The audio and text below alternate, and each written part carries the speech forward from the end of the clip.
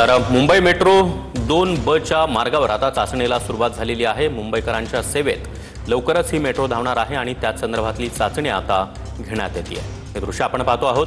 Mumbai metro 2B च्या मार्गावर मेट्रोच्या चाचणीला सुरुवात झालेली आहे।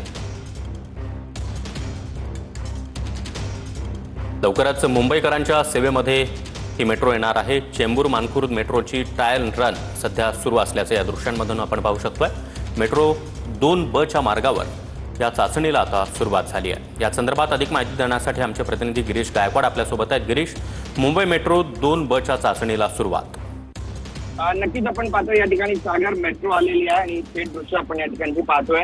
माझा कॅमेरामॅन गणेश राठेला सांगेल ही सगळी दृश्य दाखवावी। मुंबईत आज मेट्रो लाईन 2B च्या ट्रायल रनला सुद्धा सुरुवात झालेली आहे आणि 2B येलो लाईन म्हणूनही ओळखली जाते। तिचा ट्रायल रन आजपासून सुरू होतोय। ही लाईन अंधेरीतील DN नगर सुरू होतोय।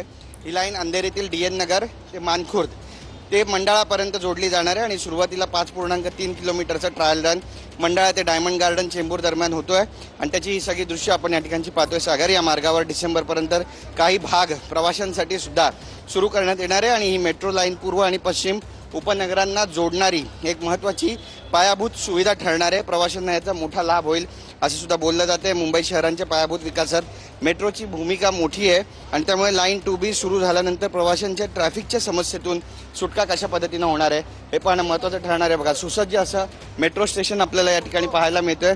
मुंबईच्या मंडाळापासून ते डायमंड गार्डन पर्यंतचा 5 किलोमीटरचा जो स्ट्रेस आहे तो सध्या पूर्ण झालेला आहे आणि त्याची जी ट्रायल रन आहे ती आपल्याला या ठिकाणी पाहायला मिळते। त्यामुळे लवकरच भविष्यामध्ये हे ट्रायल रन पूर्ण झाल्यानंतर यातील ज्या त्रुटी आहेत त्या दुरुस्त केल्यानंतर आता ही जी मेट्रो आहे ती मुंबईकरांना अर्पण केली जाणार आहे। त्यामुळे मुंबईकरांच्या सेवेमध्ये आल्यानंतर या मेट्रोचा कशा पद्धतीने फायदा होणार आहे हे सुद्धा पाहणं तितकंच महत्त्वाचं ठरेल। सागर, नक्कीच गिरीश, धन्यवाद या माहितीसाठी।